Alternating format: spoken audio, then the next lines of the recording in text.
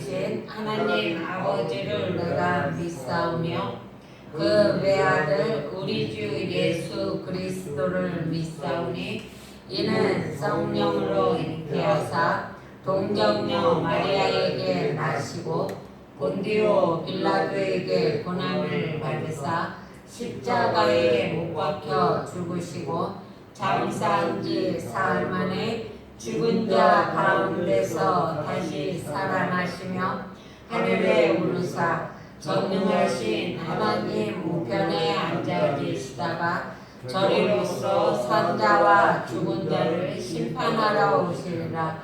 성령을 믿사오며 거룩한 공예와 성도가 서로 교통하는 것과 죄를 사하여 주시는 것과 몸이 다시 사는 것과 영원히 사는 것을 믿사옵나이다. 아멘. 찬양하겠습니다.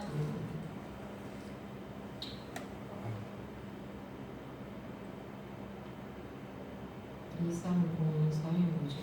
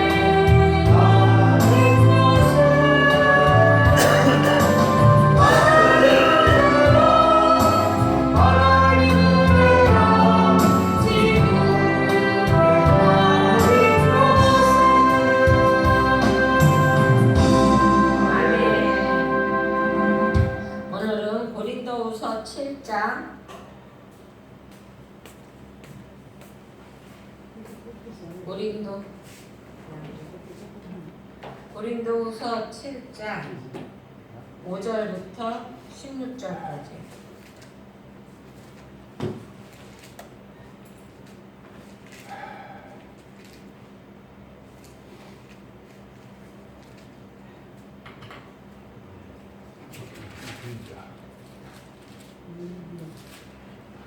(292장) 빨간 쪽으로 292장.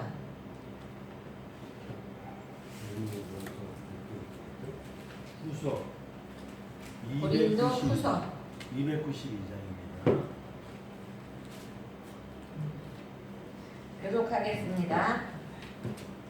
우리가 마게도냐에 이르렀을 때에도 우리 육체가 편하지 못하였고 사방으로 환난을 당하여 밖으로 다툼이요 안으로는 두려움이었노라. 그러나 낙심한 자들을 위로하시는 하나님이 기도가 오므로 우리를 위로하셨으니 그가 온 것뿐 아니요 오직 그가 너희에게로 받은 그 위로로 위로하고 너희의 사모함과 애통함과 나를 위하여 열심히 있는 것을 우리에게 보고함으로 나를 더욱 기쁘게 하였느니라. 그러므로 내가 편지로 너희를 근심하려 한 것을 후회하였으나 지금은 후회하지 아니하면 그 편지가 너희로 잠시만 근심하게 하기를 알나이다.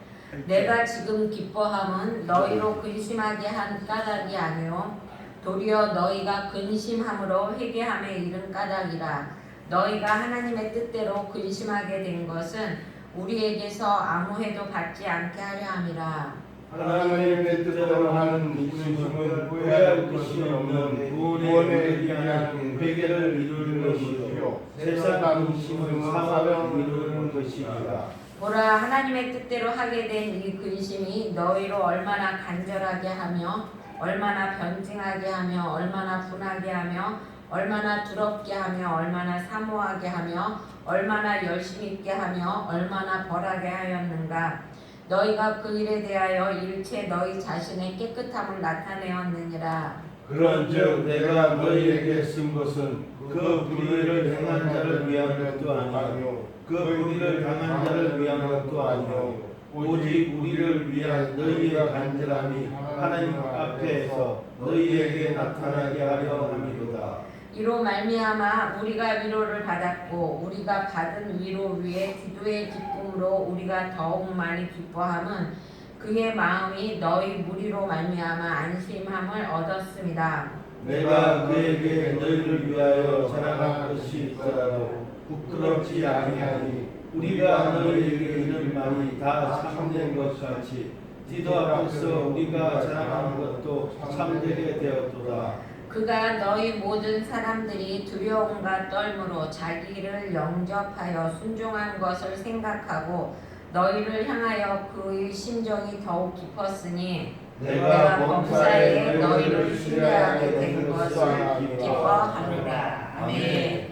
오늘은 주님이 주시는 근심이라는 말씀을 가지고 함께 은혜를 나누려고 합니다. 그 5절에 보면 사도 바울이 이게 4절까지 이제 그 고린도 교회에서 네 분이 있었잖아요. 그렇죠? 그래가지고 바울이 고린도 교회에다 편지를 썼습니다. 그래가지고 디도가 그 편지를 갖고 와야 되는데 그 편지의 내용 때문에 바울이 많이 고민을 하죠. 어떤 내용이 왔을까? 혹시라도 내 편지 받고 고린도 교인들이 더 안 좋아졌으면 어떡할까? 이런 근심을 갖고 있는데 편지 안에 뭐가 있다고 그랬어요? 그 고린도 교인들이 회개를 하고 다시 한번 주님 앞에 일어섰다는 그런 내용이 있었던 것이 지난주까지의 내용이었죠. 근데 이제 오늘은 주님이 주는 근심이 어떤 것인가 라는 것을 보려고 합니다.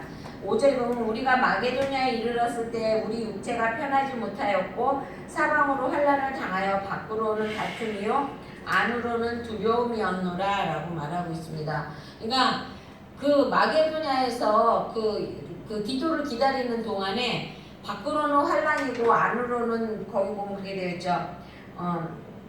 환난을 당하고 밖으로는 안으로는 환난을 당하고 밖으로는 다툼을 당한다고 그랬습니다.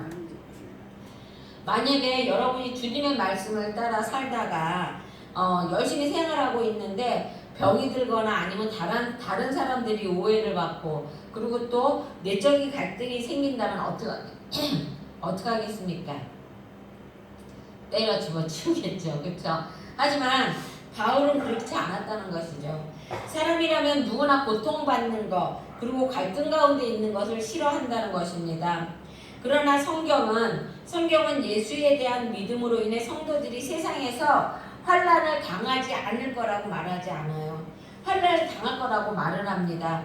바울은 우리가 그리스도와 함께 영광을 받기 위해서는 고난도 함께 받아야 된다고 이야기를 해요. 그러니까 우리가 하나님을 믿어도 우리 안에는 고난이 있다는 것이죠.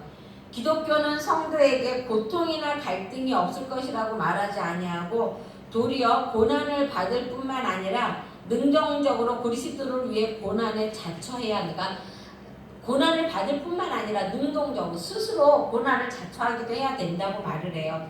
이게 왜 그러냐면요. 고난 가운데 하나님의 뜻이 있기 때문에 그래요. 그러니까 여러분의 인생에 고난과 갈등이 없을 것이라고 기대하지 말아야 한다는 것입니다.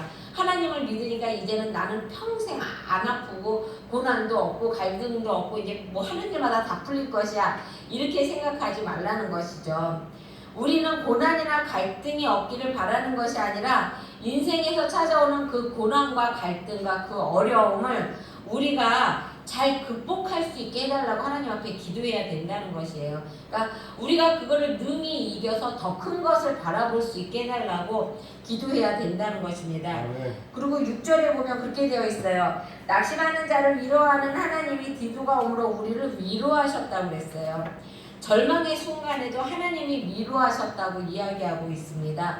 고린도 교회의 문제로 영적으로 추수할 때가 된 드로아, 그러니까 드로아에서 많은 복음 운동을 해가지고 많은 사람을 이제 교회 안으로 데리고 올 수 있는 그러한 찰나에 이 디도를 만나기 위해서 마게도냐로 가게 되잖아요, 그렇죠? 그랬을 때 그는 정신적으로 스트레스를 주는 다툼과 두려움과 함께 싸움을 하고 있었다는 것입니다. 그런데 그 절망의 순간에 디도가 돌아왔고, 그리고 또 고린도 교인들의 그 변화된 모습을 디도에게 알려주었어요. 그랬을 때 그것이 바울에게는 굉장히 큰 위로가 되었다는 것입니다. 그러니까 그 가운데 하나님이 위로해 주셨다는 것이죠.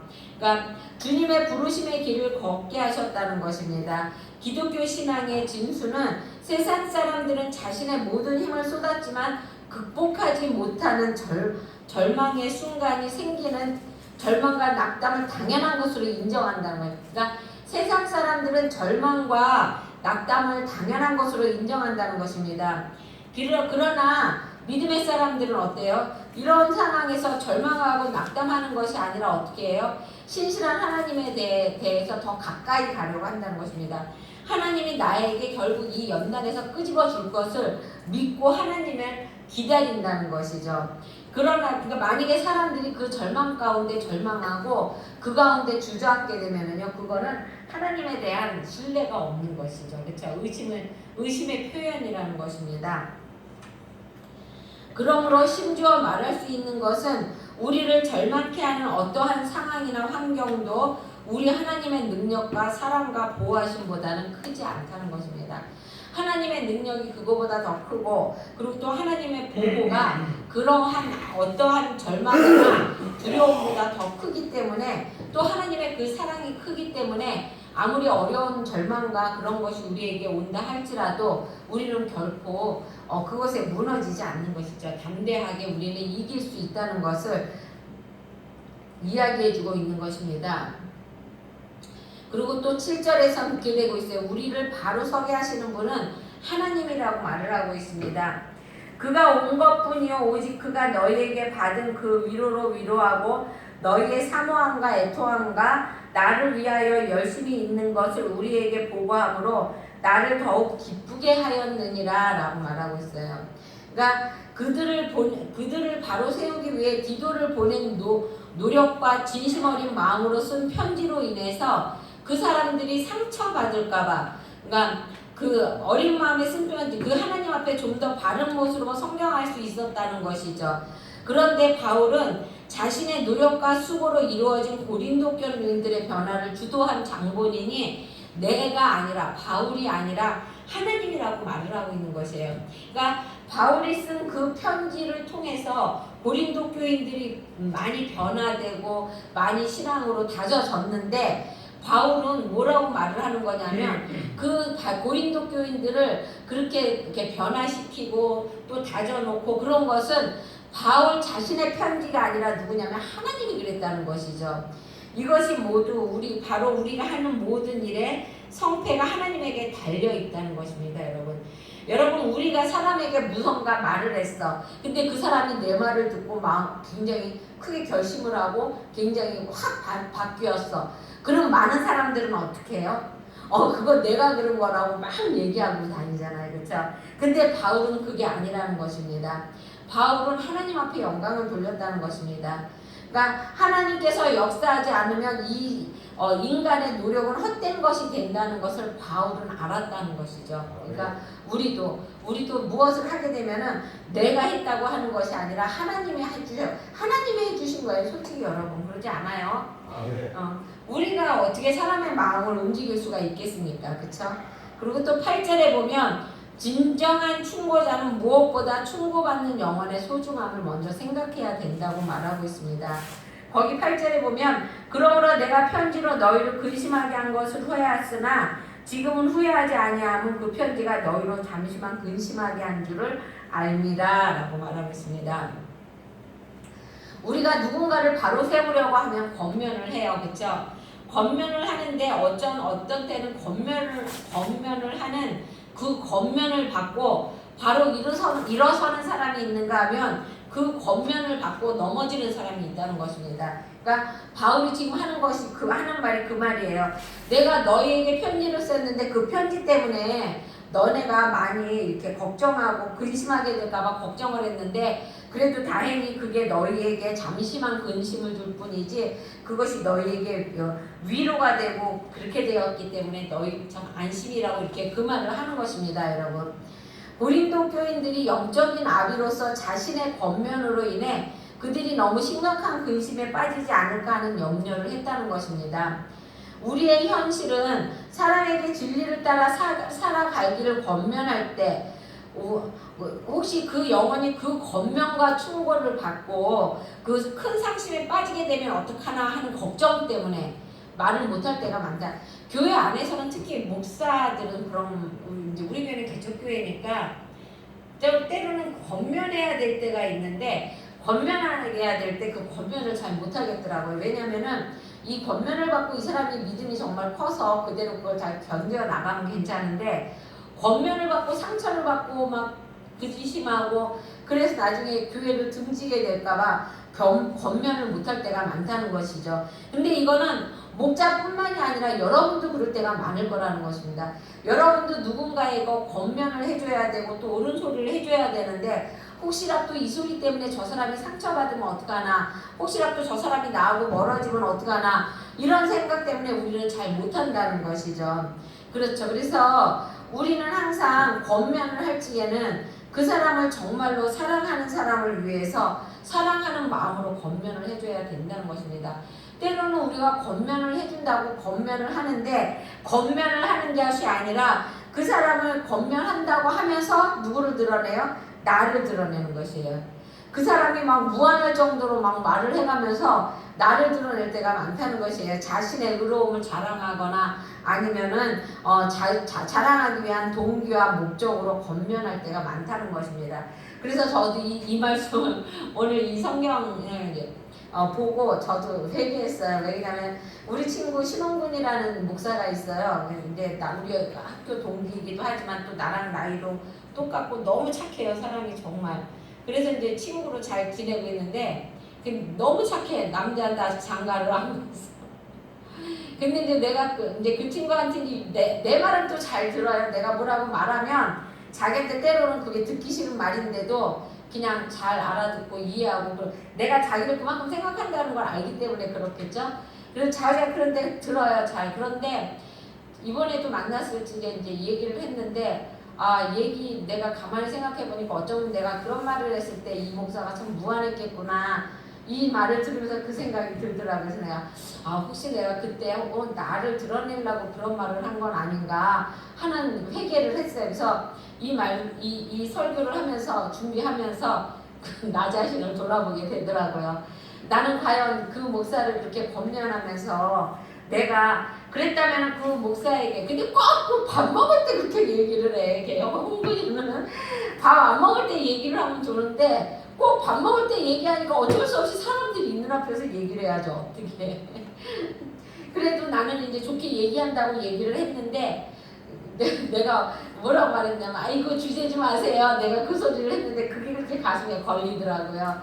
왜 그러냐면은 상처받았을 것 같은 생각도 들고 막 그래가지고 그러니까 우리가 누군가를 권면할 적에는 그 사람이 그 사람에게 무안을 준다거나 아니면 그 사람이 뭐 창피한 상황을 만들어 준다거나 이렇게 되면 이게 권면이 안 되는 거죠. 그렇죠? 그러니까 우리가 누군가를 권면할 때는요, 속으로부터 진실하게 사랑하는 마음으로 권면을 해야 되는 것이고요. 권면을 할 적엔 정말 신중하게 해야 한다는 것입니다. 그리고 또 상대방이 듣고 상처 안 받게 잘 해야 되는 것이죠. 진실된 책망을 받는 것도 또 하는 것도 결코 자기에게 마이너스가 되는 것이 아님을 우리는 알아야 한다는 것입니다. 책망을 받으면 아프지만 그로 인해 온전케 될 자신의 모습을 기대하며 자신을 책망에 비추는 겸손함이 필요하다는 것입니다. 또 진실된 의도에서 비롯된 책망이라면 상대가 최소한의 근심을 끼칠 수 있는 방법으로 반드시 실행해야 한다는, 정말로 그 사람을 사랑해서 충고를 해주는 것이라면 그 사람이 조그마한 아주 작은 근심만 근심하고 근심만 근심할 수 있는 그렇게 해야 된다는 것이에요. 그러니까 막 책망을 해갖고 그 사람이 나중에는 막 그 근심에 쌓여갖고 그곳에서 일어나지 못하게 한다거나 그래서는 안 된다는 것입니다. 근심에는 두 종류가 있다고 8절에서 10절까지는 말을 하고 있습니다. 어떤 근심은요, 구원으로 인도하는 회개를 이루게 하고요. 또 어떤 근심은 사망을 이루게 되는 근심이 있다는 것이니까 하나님의 뜻대로 하는 근심이 있고 또 세상으로 하는 근심이 있다는 것입니다. 세상 근심은요, 자기의 연약함이나 잘못이 드러났을 때 자신이 행한 잘못을 정당화시키고 어떻게든 하나님의 진노에서 벗어나보려고 안간힘을 쓸 때 그럴 때 하는 근심이 세상적인 근심이라는 것입니다. 그러니까 진리의 빛에 의해 자신의 잘못이 조명되어도 그 진리를 따르기보다는 자신의 생각과 결정에 옳다고 주장하는 것이기에 어리석은 것이라는 것입니다. 이 사람들은요, 자기네가 잘못된 거라는 걸 알기는 해요. 때로는 알면서도 그것이 싫어서, 그러니까 그것이 드러나는 것이 싫어서 더 막 이렇게 막 더 어부적거린다고네.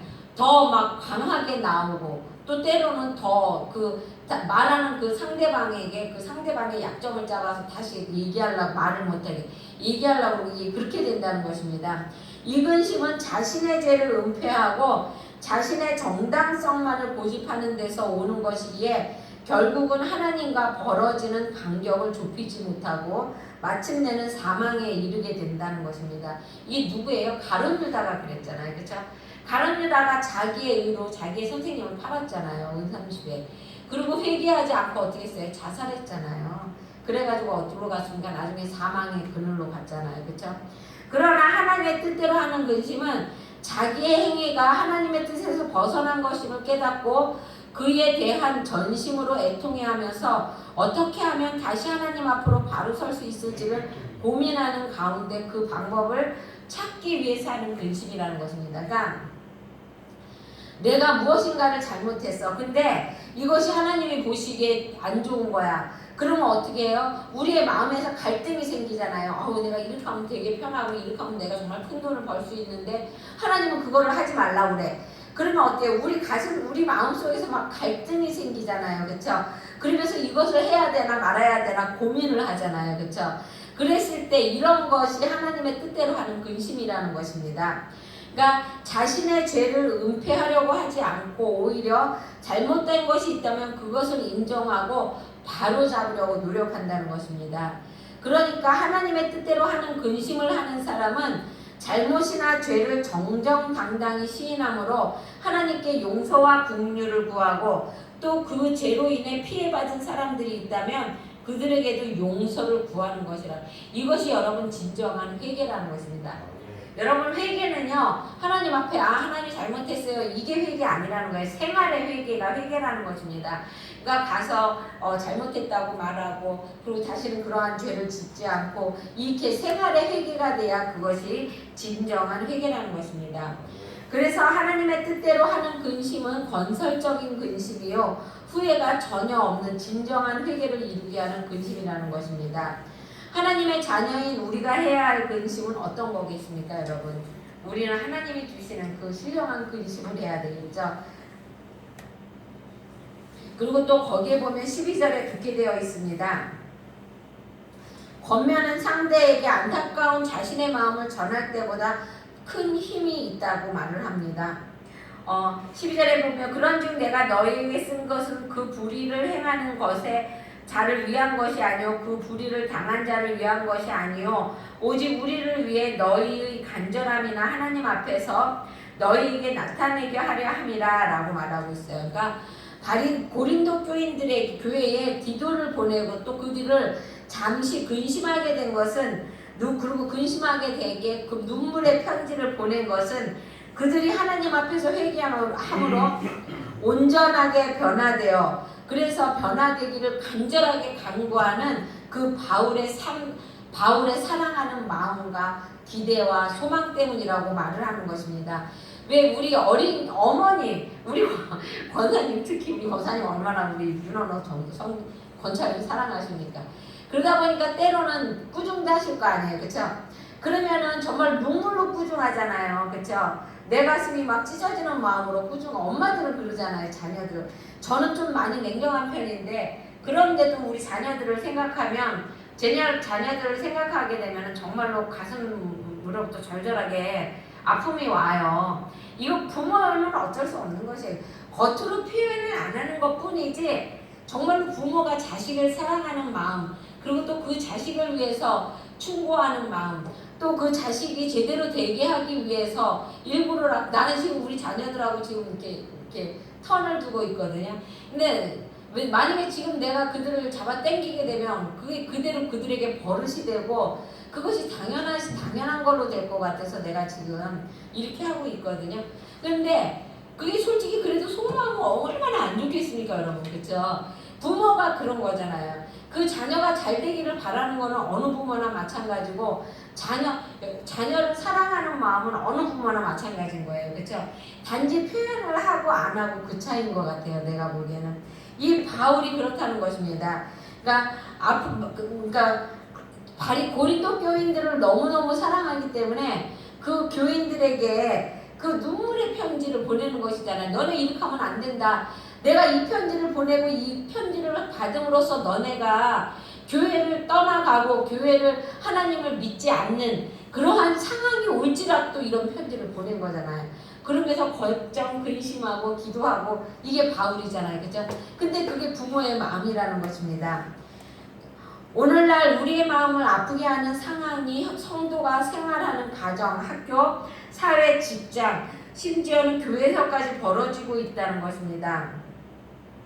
상대의 잘못을 지적하는 일방적인 말들이 굉장히 많죠. 그죠? 상대를 지적하기만 하는 사람들이 많다는 것입니다.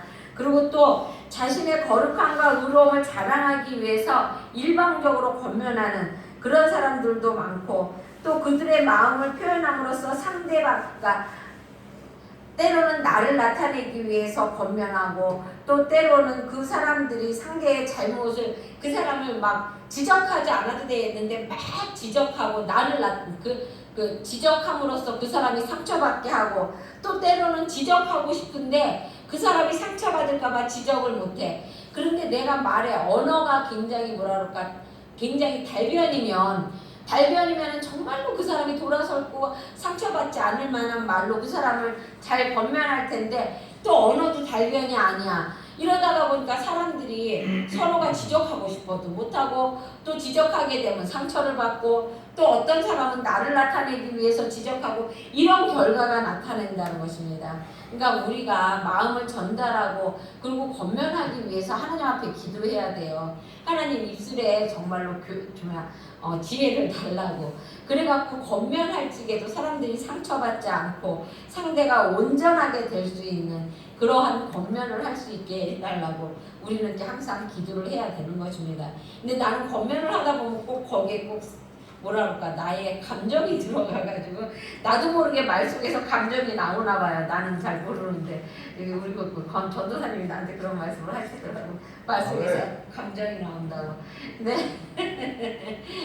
근데 그것도 그쵸? 그것도 물론 속은 시커먼면서 겉으로만 막 이러는 것도 안 되지만 막 아닌 거를 가지고 막 기라고 얘기하는 것도 참 안 좋은 것 같아요. 근데 또 너무나 그렇게 얼굴에 표정을 깔고 막 감정을 실어가면서 얘기 나도 그거 안 하고 싶은데 안 그러고 싶은데 나도 모르게 되는 거야 어떻게. 그러니까 그거 하나님 앞에 기도해야 되는 거예요. 그렇죠? 저도 항상 그래서 지혜 달라고 기도를 하는데 참 하나님이 잘 안 주시네요. 거기 16절에 보면은 사역자를 시험케 하는 성도가 되어야 한다고 말합니다. 내가 범사에 너희를 신뢰하게 된 것을 기뻐하노라 라고 말하고 있어요.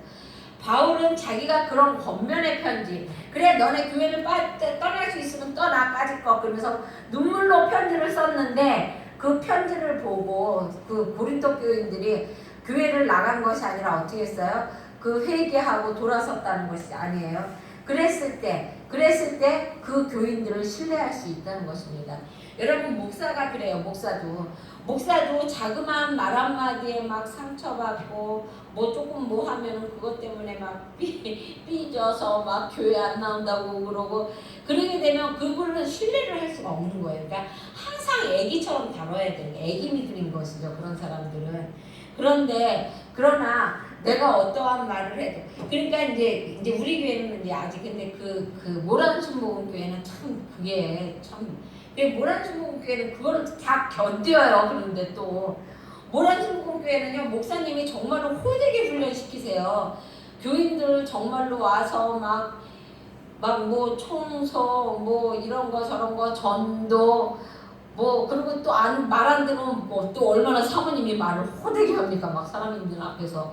그런데도요 안 떠나요. 안 떠나고 그 훈련을 다 받습니다. 받고 그곳에서 그리고 또 이제 떠나는 사람들도 있어요. 혹 떠나는 사람들도 있는데 떠나는 분들은 꼭 가면서 그런 말을 해요. 내가 여기서 훈련을 정말 잘 받고 간다고.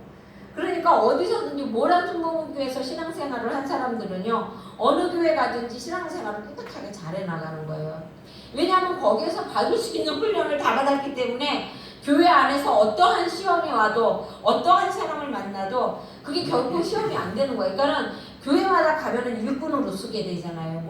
모란순복음교회를 나온 사람들은 그곳에서 몇 년 동안 있었던 사람들은 다 그게 여러분 지금 그러니까 그 목사가 그런 사람들은 신뢰를 할 수가 있는 거예요.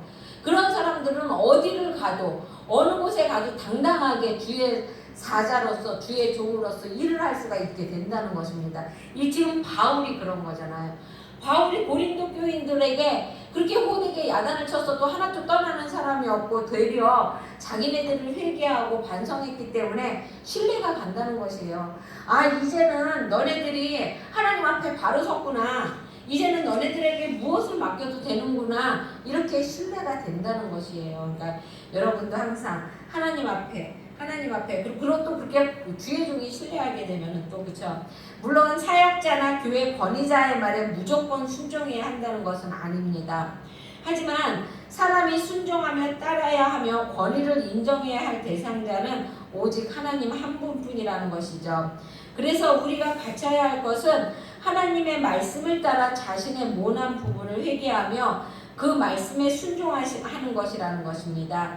그러면 사역자는 자연히 여러분에게 전폭적인 신뢰를 보낼 것이며 마음의 고민 또한 한순간 사라지고 기쁨을 누릴 수 있다는 것입니다. 하나님의 말씀에 순종하게 되면 사역자가 걱정이 없죠. 솔직히 그렇죠. 근심을 안 하게 되죠.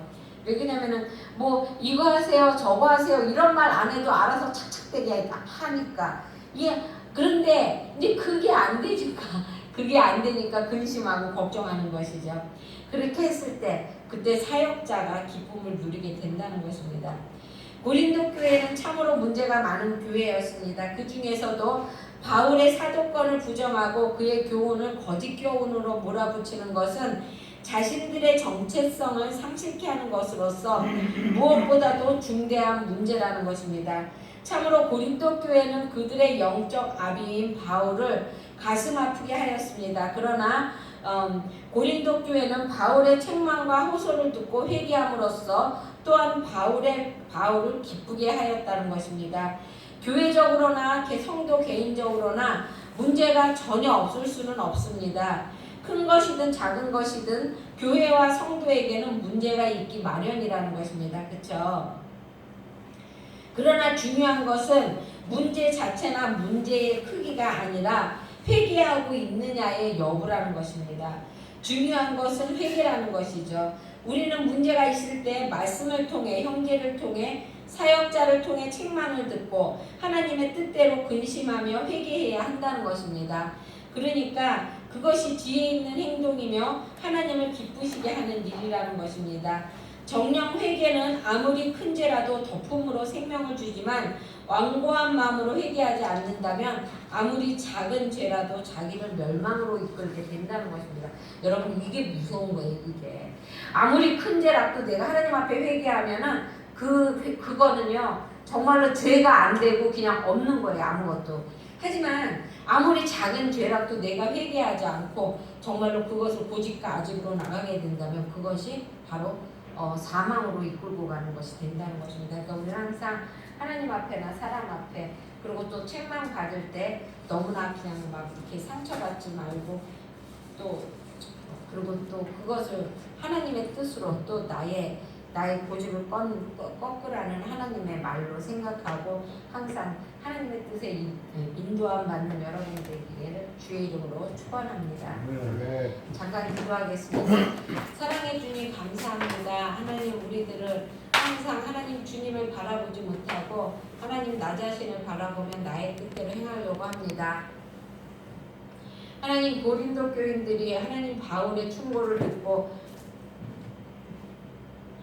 회개했던 것처럼 하나님, 우리들도 하나님 아버지 주님의 말씀을 듣고 회개하며 나의 잘못을 돌이키는 우리가 되게 하여 주시기 원합니다.